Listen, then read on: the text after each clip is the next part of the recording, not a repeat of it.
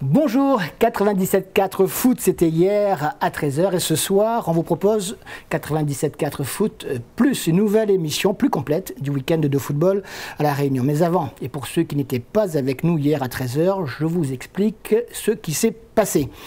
On n'a pas eu le temps, c'est vrai, de trop se reposer et on ne s'en plaint pas. Après la disparition de Foot Première, autrefois sur Réunion Première, on reprend du service, cette fois sur Télécréole. Merci donc à son président, Thierry Araille. Merci également à 97.4 TV, sa présidente, Nassima Dindar, de contribuer à relancer ce dispositif. Merci à la Ligue réunionnaise de football qui va nous accompagner dans cette nouvelle programmation, cette nouvelle aventure. Merci d'ores et déjà à tous les partenaires privés qui vont nous rejoindre et on espère qu'ils seront nombreux. Alors, toute cette mobilisation va donc nous permettre de vous offrir 2 émissions hebdomadaires. La première, c'était hier, à 13 h, et celle-ci plus consistante, donc le lundi soir à 20h50, avec une couverture beaucoup plus complète de ce week-end de football à La Réunion. Vous avez noté le nouveau générique tout à l'heure, vous avez noté également le nouvel habillage, pas encore le fond, on va le conserver encore pendant quelques temps. On espère que vous serez en tout cas très nombreux à nous accompagner dans ce nouveau programme. Et ce soir, on va parler de la 9e journée du championnat de première division. Et avant de revenir plus longuement qu'hier sur les différentes rencontres de samedi soir, je propose de prendre tout de suite la direction du stade de l'Est Jean-Yves Oula, où avait lieu un autre choc entre la Sainte-Marienne et l'Excelsior. Une belle affiche, mais a-t-elle tenu toutes ses promesses? Et on fera comme si d'ailleurs vous ne connaissiez pas encore le résultat. C'est notre façon de présenter les émissions, vous le savez. Et c'est bien pour le suspense, non? Sainte-Marienne, Excelsior. Eh bien oui, on a eu droit à un très beau match hier après-midi au stade de l'Est Jean-Yves Oula entre les Sainte-Mariens, champions en titre, et l'Excelsior qui postule justement pour remplacer les Sainte-Mariens dans ce trône que convoite également la Saint-Piroise, la Tamponnaise ou encore la Saint-Pauloise. On en parlera tout à l'heure. Allez, cette rencontre avec un terrain à moitié éclairé par le chaud soleil et l'autre moitié par de l'ombre. Les tangos, vous le connaissez, jouent avec le maillot orange et ils subissent la première attaque Sainte-Marienne avec Giovanni Mdoima, le capitaine, pour cette frappe d'Adrien Bord qui passe à côté de la cage de Michael Grandin, le gardien Saint-Josephois. Réaction de l'Excelsior avec cette balle reprise en demi-volée par Eric Faroy qui passe juste à côté de la cage de Rudy Pounousami, le gardien Sainte-Marie. Difficile de filmer dans ces conditions avec cette ombre et ce soleil. On a essayé notre caméraman, en tout cas Alex, a essayé de trouver le bon compromis avec encore une fois l'occasion pour les joueurs de Saint-Joseph d'ouvrir du score. Les minutes s'écoulent, le match est très ouvert, très rythmé également. Les Sainte-Mariens répliquent avec cette frappe, un petit peu dans un angle fermé tout de même, qui ne pose pas de difficulté majeure à Michael Grandin. Et puis avec ce ballon qui n'est pas récupéré dans un premier temps par les Sainte-Mariens, c'est une deuxième fois avec un centre en retrait pour Mdoima qui reprend juste à côté de la cage Saint-Joseph. C'est passé donc au niveau de l'angle. Donc les minutes s'écoulent, on ne s'ennuie pas au stade de l'Est Jean-Yves Oula, avec la plus belle occasion sans doute pour l'équipe Saint-Josephoise qui intervient sur cette frappe de Eric Faro que ne peut reprendre son partenaire, en l'occurrence El Madagri. Le temps de regagner les vestiaires sur ce score de 0-0 et au député maire de s'installer confortablement dans les tribunes du stade Jean-Yves Oula, eh bien les Saint-Josephois vont trouver l'ouverture à la suite de cette action. Ballon renvoyé une première fois par Rudy Pounousami, repris, contré, mais qui reste Saint-Josephois, et cette tête impeccable de Mohamed El Madagri sur un centre de Jacques Grandin. On venait tout juste de revenir sur la pelouse pour la seconde mi-temps et les Saint-Josephois vont marquer l'unique but de cette rencontre pour empocher les 4 points de la victoire. Mais on va revoir et apprécier à nouveau cette action Saint-Josephoise avec ce centre de Jacques Grandin repris impeccablement de la tête par Mohamed El Madagri. Voilà, en coin, il n'y peut rien. Mais qu'est-ce qui n'a pas marché aujourd'hui? Bon, je pense qu'on a fait une entame de deuxième mi-temps très mauvaise. Voilà, on a pris un but très tôt, donc ça nous a cassé un peu le moral. Donc voilà, je pense qu'on a fait cette erreur-là, parce qu'en première mi-temps on était bien. Et voilà, ce but nous a fait mal, donc on a eu du mal à revenir, et voilà quoi. L'Excelsior va se contenter de ce petit but pour empocher la victoire, malgré une superbe deuxième occasion de tuer le match avec Jean-Michel Fontaine sur le passe d'Eric Faro on écoute des connaisseurs du football local et de l'équipe de l'Excelsior tout particulièrement. Oui, très satisfait puisqu'il y a victoire au bout, il y avait un beau match. Je crois que tout le monde sait que la Sainte-Marienne est une bonne équipe, mais l'Excelsior cette année véritablement vient avec un état d'esprit nouveau et des qualités certainement nouvelles. Cet après-midi, on a quand même sué et regardé la chemise du président. Et donc, c'est tout simplement parce que le succès a peut-être été un peu long à se dessiner. Je pense qu'on mérite cette victoire, mais la tentative de Jean-Michel Fontaine, si elle était au fond, ça nous aurait sécurisé depuis 20 bonnes minutes avant la fin du match. Mais pour autant, bon, je crois que l'essentiel est là. Maintenant, il faut regarder la suite de la saison. Monsieur le Président, plus particulièrement sur le match cet après-midi, qu'est-ce que vous avez à retenir? Le début des Sainte-Mariens était quand même pas mal. Après, l'Excelsior a su poser ses pions et a su gagner ce match-là et le remporter. Oui, effectivement, le début de la Sainte-Marienne était bien, ils étaient en place. Ce qui se passe, c'est que c'est une équipe, c'est quand même le champion 2013, donc c'est pas une équipe qui est facile à manœuvrer. Maintenant, nous sommes venus ici avec des intentions qui se sont concrétisées. Peut-être ça a pris le temps, effectivement, mais le but, on le marque au bon moment, puisque même si c'est à la reprise de la deuxième mi-temps, ça permet quand même de voir un peu. Et c'est vrai que, bon, je répète les propos du député maire, mais c'est vrai qu'on avait l'occasion de tuer le match après. C'est un petit peu notre problème, on n'arrive pas à tuer les matchs. Maintenant, bon, on a gagné, on retiendra les 4 points et qui nous permet de prendre le podium ce soir.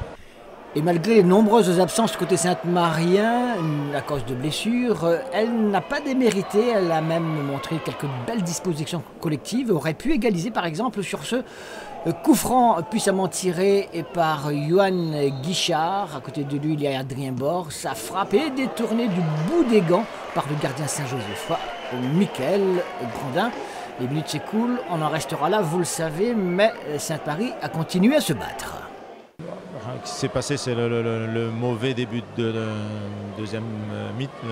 début de la deuxième mi-temps, là où on avait l'engagement, on a mal engagé et puis on a pris ce but sur une erreur individuelle, sur une passe qu'on n'aurait pas dû faire.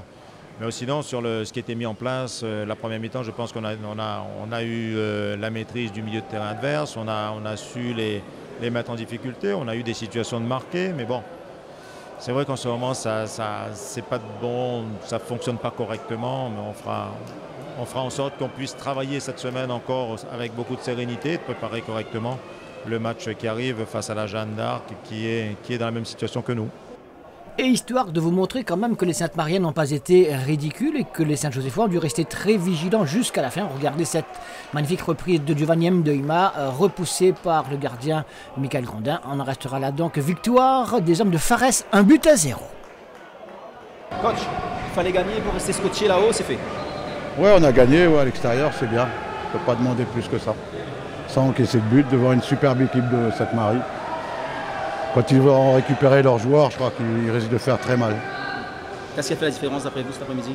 Je pense qu'on a été peut-être un petit peu plus conquérants. Et on en voulait un petit peu plus. Parce que en championnat, ils n'ont plus rien à jouer, ils ont super bien joué, mais nous, on voulait le résultat, je pense. Plus que je pense, je ne sais pas. Je vous avais promis un retour plus complet sur cette 9e journée du championnat et notamment les matchs de samedi soir. Et on commence justement par le choc tamponnaise et Saint-Pauloise. Et c'était au stade Kléber-Picard. Le résumé complet. Et s'il y a un match également qui nous a fait très plaisir, c'était celui-ci qui a opposé tout double vêtu l'équipe de la Tamponnaise à l'équipe de la Saint-Pauloise en rouge et noir. C'était samedi soir au stade Kléber-Picard. Nous a plu pourquoi? Tout simplement parce que ce fut un match très fair-play, beaucoup de rythme, beaucoup d'occasions, beaucoup de buts également. On va tous les voir, ces buts. Et puis deux équipes qui se connaissent bien, qui se respectent, qui visent le haut du tableau, des revirements de situation également. Voilà ainsi résumé ce que je vous propose maintenant de voir en image avec au cours des premières minutes. Une équipe de la Tamponnaise qui va mettre la pression sur cette équipe de la Saint-Pauloise, une équipe de la Tamponnaise pourtant privée de deux atouts majeurs, en l'occurrence ces deux attaquants de pointe, Sandy et son buteur, patenté en l'occurrence Gladysson, pas de Éric Boyer non plus sur le banc des entraîneurs, parce que suspendu à titre conservatoire par la Ligue réunionnaise de football. Et pour autant, eh bien, l'équipe de la Tamponaise a joué crânement sa chance au cours des premières minutes face à une équipe de Saint-Paul bien en place tout de même, mais qui va sur ce premier ballon de contre à la 16e minute trouver l'ouverture grâce à cette passe en profondeur pour Menric Tatel qui va prendre de vitesse tout le monde et qui va dribbler et marquer ce but malgré le retour de Giovanni Songoro. Les Saint-Paulois méritaient d'ouvrir ce score, même si les Tamponnais ont été beaucoup plus dynamiques au cours des premières 10 minutes, on dira.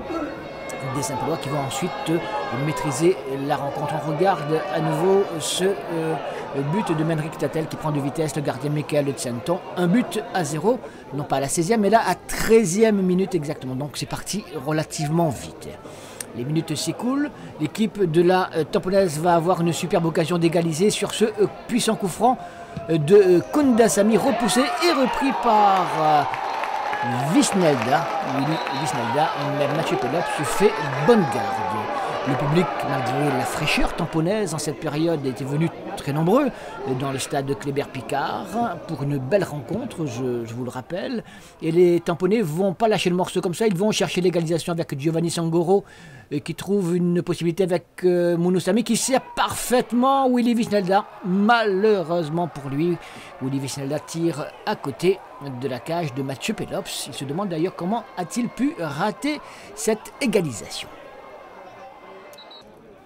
On est revenu à peine des vestiaires que les Tamponnais commettent une faute, une faute qui n'arrive pas souvent, surtout de la part de Giovanni Songoro qui cherche à gagner du temps. Malheureusement, il y a Ntsuki face à lui qui lui chope la balle et pour le deuxième but de la Saint-Pauloise, Songoro très malheureux, vous l'imaginez, ce deux temps qu'il a joué, il a essayé de jouer, d'être avec ses partenaires malgré une blessure à une jambe, vous voyez sa cuissière.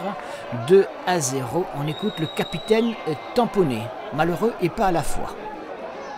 Mal à un genou depuis un mauvais coup contre l'équipe de l'entre-deux. Voilà, je voulais aider mes coéquipiers ce soir, je voulais faire l'effort, mais bon, à l'arrivée, je leur plombe un peu le match et je leur remercie de me sortir de ce mauvais pas. Deuxième mi-temps de la Tamponaise, magnifique quand même. Oui, avec des bons changements.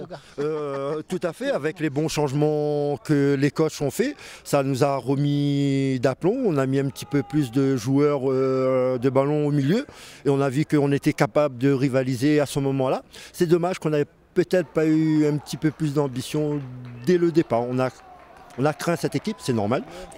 Juste avant cette sortie de Songoro, les Tamponnais vont sonner la révolte avec justement Giovanni Songoro qui cherche à se racheter sur ce coup de tête sauvé sur la ligne par l'équipe saint-pauloise. Mais il y aura Willy Wisnelda ensuite. La première action, je suis pris à contre-pied donc j'essaye de bien la remettre.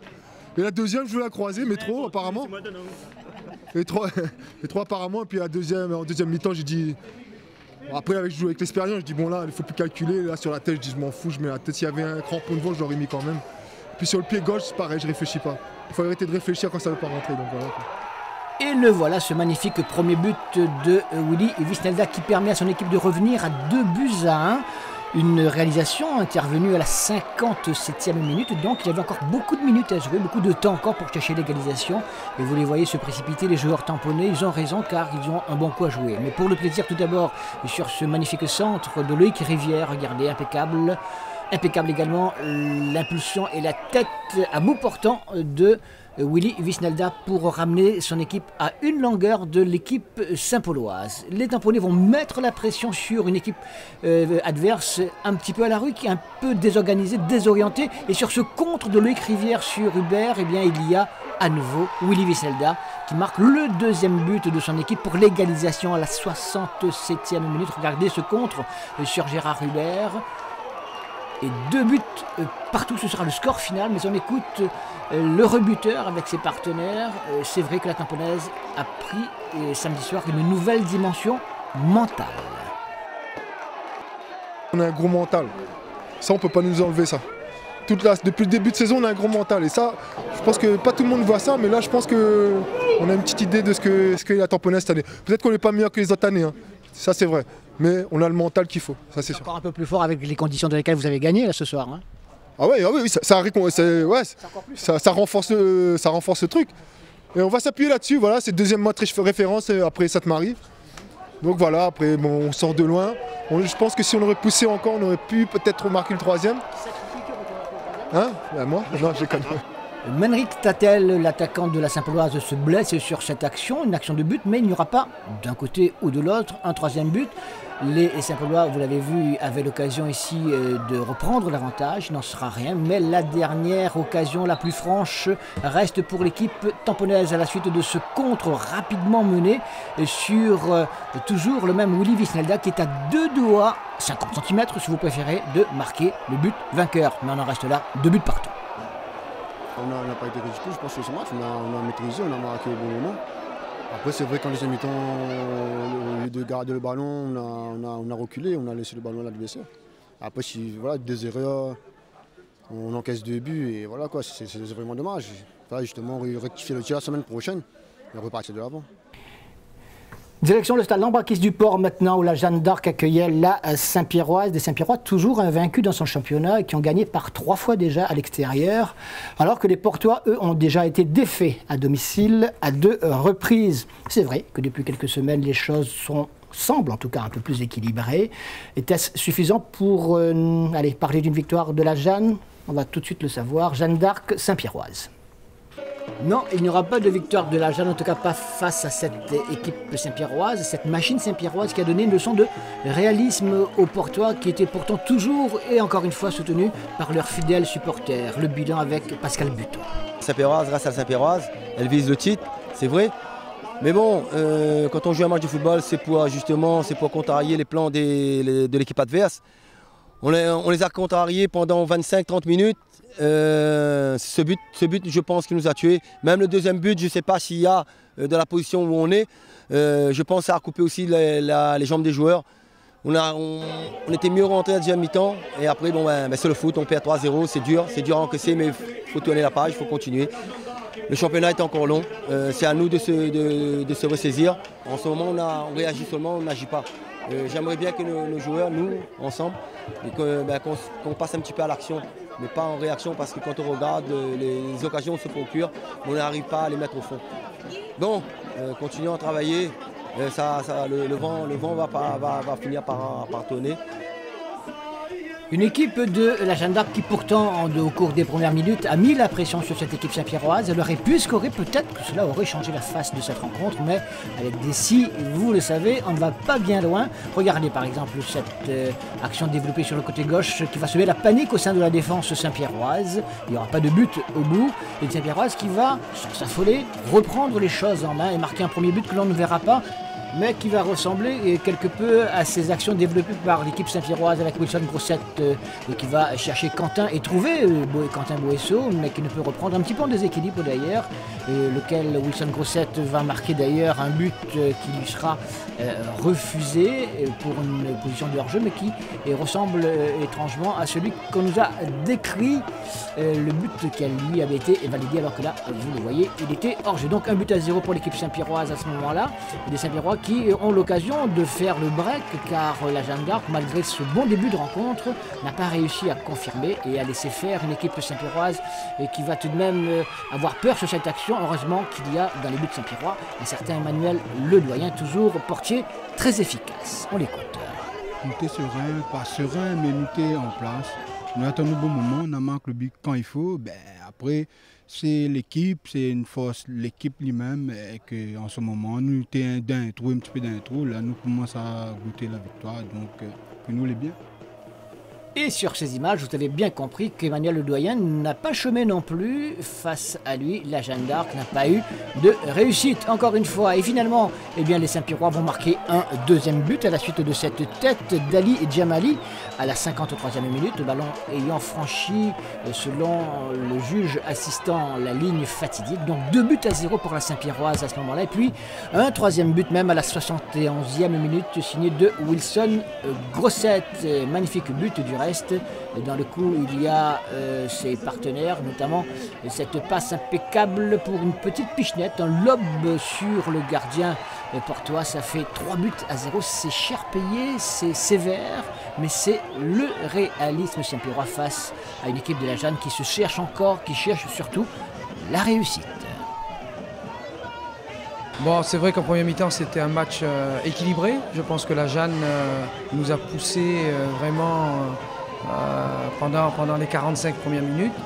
On a bien géré et puis ce but-là, effectivement, ça nous libère un petit peu plus.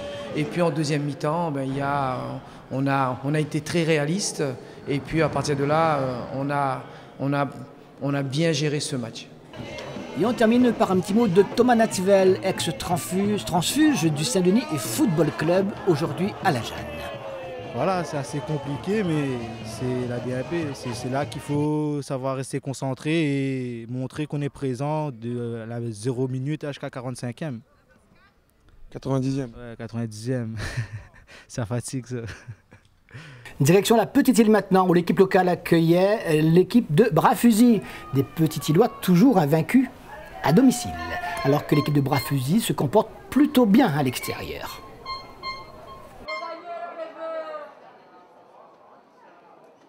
Et sur ce beau stade de la Petite-Île, tout de blanc vêtu, les Petits-Îlois vont souffrir, même si au cours des premières minutes, ils ne donnent pas l'impression d'aller sur cette rencontre qui leur sera finalement défavorable. Regardez d'abord cette action, il fallait essayer quand même tenter sa chance. Kevin Rago, l'équipe de la Petite-Île, joue toujours sans complexe, face à un adversaire bien en place. Bras-Fusil n'est pas le premier venu, même si c'est une équipe promue et qui va réagir avec cette balle un petit peu cafouillée par tout le monde. Et finalement, il y a à la réception, Henrik Tavea qui frappe totalement à côté, mais c'est pas grave, on s'échange les politesses pour l'instant, 0-0 toujours au tableau d'affichage, un match qui va s'emballer quelque peu avec cette nouvelle tentative qui oblige le gardien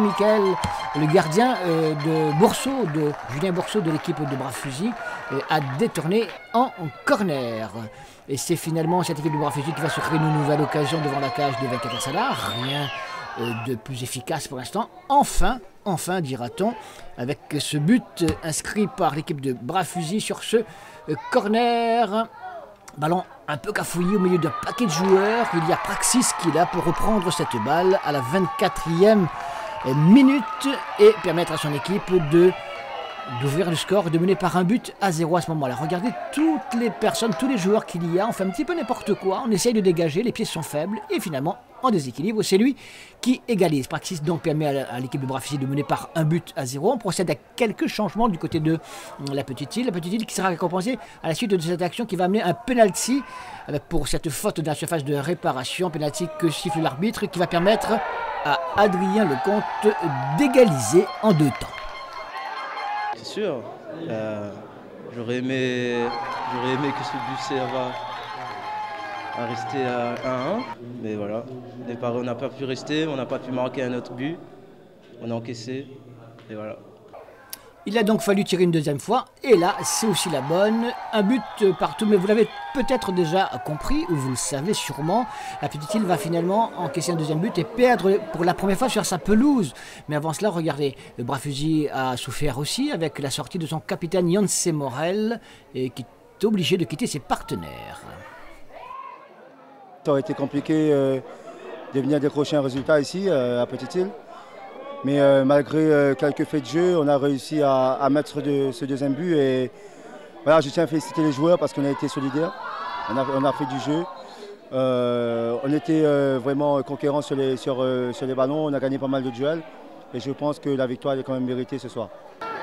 Une victoire méritée, d'autant que Bras-Fusil a su forcer la décision à la suite de ce coup franc botté par Fabrice Valsin, qui trompe tout le monde. Il y avait beaucoup de joueurs. Regardez, on va le voir à nouveau avec cette frappe au ras du sol. Personne n'arrive, a priori, à toucher cette balle, ni à la prolonger, ni à la repousser. 2-1. Allez, hold-up ou pas, toujours utile que l'équipe de Bras-Fusil réalise une excellente performance à l'extérieur. Ouais, ça fait plaisir. Ça faisait un moment où on attendait après moi et franchement, ça fait vachement plaisir. On m'a toujours soutenu, on m'a jamais lâché et la délivrance. Et j'espère qu'il y en aura plein d'autres après ça. On a vu Yonce Morel blessé tout à l'heure. Cette fois, c'est un carton rouge pour Stéphane Praxis qui va le priver au moins du prochain match. Mais Bras-Fusil, pour l'instant, ça tourne pas mal, a des ressources. Pour l'instant, elle a engrangé 4 points importants. Brafizi était costaud, bon, ils ont bien défendu, ils ont bien joué aussi. Nous aussi, c'était un jeu égal. Hein. C'était un match équilibré jusqu'à cette erreur, c'est tout. Voilà, un détail, encore une fois. Un dégagement facile à faire. Voilà. Donc, le joueur qui rate le dégagement, bon, après ça prend à contre-pied tout le monde, but. Voilà. Bien, on regarde un petit peu plus haut maintenant pour une nouvelle rencontre entre l'USB et la Capricorne. Les Bénédictins sont dans le milieu de tableau alors que la Capricorne est toujours à la recherche de sa première victoire. La semaine dernière face à la Tamponnaise, c'est pas passé bien loin. Direction Saint-Benoît, stade Jean-Alain, USB Capricorne avec des points très importants en jeu. Mais avant de voir les images de cette rencontre, on va faire un petit tour avec Stanislas Ayaté, la dernière recrue de l'équipe de l'USB. C'est par un joueur qui jouait ici à La Réunion. Il savait que je jouais à l'étranger dans le championnat professionnel thaïlandais. Et puis, comme j'étais en attente de club, j'étais dans la région parisienne avec un coach que je connais, Alain Mboma, qui s'occupe d'un club dans la région parisienne. C'est un coach assez connu. Donc voilà, j'étais en attente de ce club. Finalement, ça a un peu tardé et je me suis retrouvé à La Réunion comme ça. 2 mois à La Réunion, vous avez eu le temps de voir un petit peu Ouais, j'étais arrivé d'abord chez les Marsouins. Ça s'était pas trop mal passé, mais bon, je me suis blessé et ça a un peu fait capoter les choses. Après, comme j'étais en bon terme avec le président Badat, le président des Marsouins, il m'aimait bien, donc il a tout fait pour que je reste à La Réunion, quoi. Et c'est la Capricorne qui va faire la meilleure impression en ces débuts de rencontre avec cette occasion pour Mathieu Vellemont qui tire juste à côté de la cage du gardien bénédictin. Ce ne sera pas qu'une impression puisqu'au final, l'équipe de la Ravine des Cabris va l'emporter sur une équipe de l'USB très malheureuse ou alors très misérable même on dira en attaque. Elle a dû défendre beaucoup face à une vaillante équipe de la Capricorne. On a eu beaucoup trop de manques techniquement pour espérer autre chose. Sur la première mi-temps, Capricorne aurait mérité d'avoir déjà 2 buts d'avance, donc c'était que du bonheur pour nous à la mi-temps. Maintenant, malgré les côtés positifs qu'on avait pu soulever pour encourager les joueurs à reprendre la deuxième mi-temps sur une autre intensité, on leur a offert le seul but du match. Et après, même en jouant avec 5 attaquants, c'était compliqué de revenir dans la partie.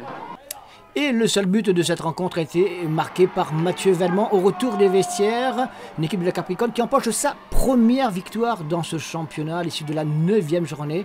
Ils étaient de mieux en mieux, ne serait-ce qu'à travers la rencontre de la semaine dernière sur son terrain face à la Tamponnaise. Cette fois, c'est bon, 4 points de plus. Et tout le monde est content, mais c'est pas fini, évidemment. Le premier souci, c'était arrêter l'hémorragie des buts encaissés. Donc malheureusement, on en a pris un la semaine dernière dans les dernières secondes. Alors, on a effectué notre premier match sans prendre de but. Donc quelque part, ça veut dire qu'on est en progrès. Donc, maintenant, rien n'est acquis. Il va falloir continuer à travailler pour les prochaines GC. Marsouins de Saint-Leu, Saint-Louisienne. Et là encore, pas beaucoup de victoires au compteur des deux équipes. Les Marsouins, eux aussi, comme la Capricorne, sont à la recherche d'un premier succès. C'était peut-être hier soir l'occasion. Mais attention, en face, il y avait les Verts de la Saint-Louisienne. Et peut-être d'ailleurs que le coup de gueule du président saint-lousien a porté ses fruits. On va le savoir tout de suite.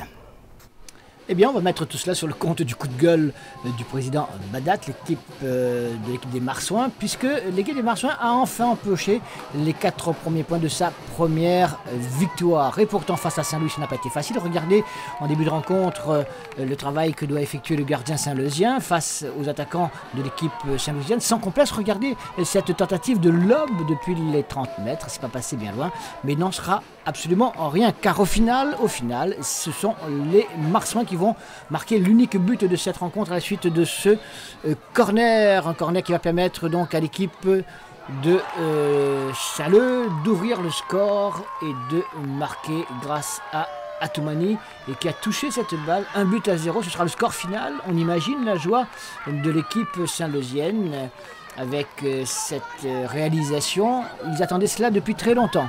Et face à eux, il y avait une équipe de Saint-Louis qui n'a pas été ridicule, loin de là, et qui aurait pu, à plusieurs reprises, égaliser notamment sur cette frappe contrée de Fessal Zagar. ou encore sur cette action seconde de mi-temps qui aurait très bien pu finir au fond des filets, mais il n'en sera rien. La chance était du côté des Marsouins. Enfin, ils ne vont pas s'en plaindre, on le dira.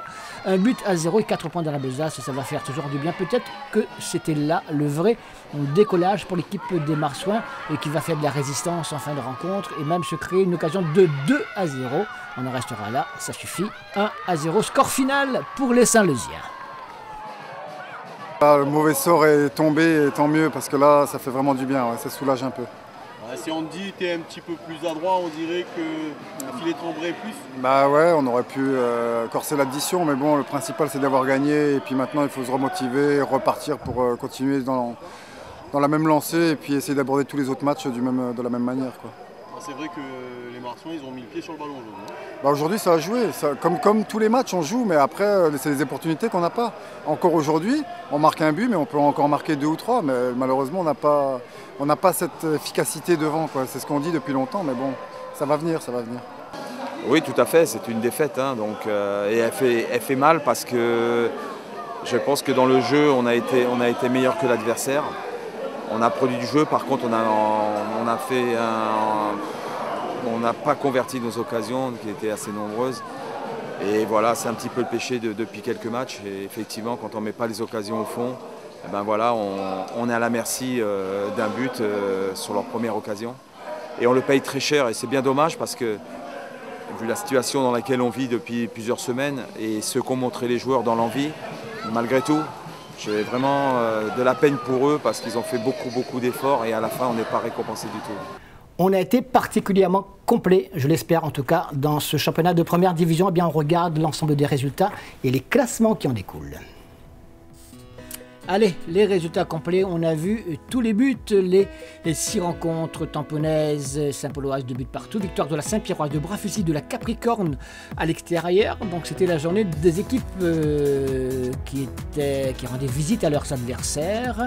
Les Marsouins, donc, on vous le confirme, ont gagné 1-0 face à la Saint-Louisienne. Et puis, hier après-midi, l'Excelsior a battu la Sainte-Marienne au stade de l'Est, Jean Yvoula, sur le score de 1-0. On a vu également des images en début d'émission. Au classement, eh bien, la Saint-Pierroise reprend la première place aux dépens de la Saint-Pauloise avec un petit point d'avance, alors que l'Excelsior revient sur le podium avec 29 points à 2 points de l'équipe de la Saint-Pauloise et à 3 du leader Saint-Pierrois. Derrière ce trio de tête, il y a la Tamponnaise qui est toujours dans le bon wagon et Bras-Fusil, la bonne surprise de ce début de championnat qui devance la Saint-Louisienne, l'USB, la Sainte-Marienne, la Capricorne, alors que la Jeanne, la Petite-Île et les Marchands de Saint-Leu ne sont pas totalement décrochés, n'ont qu'un point de retard sur la 9e équipe par exemple, Quai, ou alors que sont la Capricorne, la Sainte-Marienne et l'USB. Voilà pour le classement de la première division à l'issue de cette 9e journée du championnat. On a joué aussi en 2e division régionale. Voici l'ensemble des résultats. Le Stéphane n'a pu faire mieux que match nul à Vincendo. Victoire à l'extérieur de Monaco, excellente opération, tout comme Piton Saint-Luc qui a écrasé Éperon 6-3, 9 buts dans cette rencontre. Ensuite 2-0. La possession dimanche après-midi a gagné sur le terrain du Co Saint-Pierre. Ça s'est joué à la Petite-Île exactement 3-0. Il n'y a pas photo, tout comme il n'y avait pas photo dans le match 3 bassins Aviron, 4-1 au final au bénéfice de l'équipe de 3 bassins. Alors au classement dans cette 2e division régionale, on le savait depuis quelques semaines, la possession maintient le rythme avec 2 points d'avance sur la bonne surprise. Là c'est l'équipe de Monaco, 2e donc derrière les positionnés, alors que le SDEFA reste à 1 point et sur le podium pour l'instant devant la ligne Paradis. Tout en bas, l'AS entre 2 et l'Éperon commence à être décroché.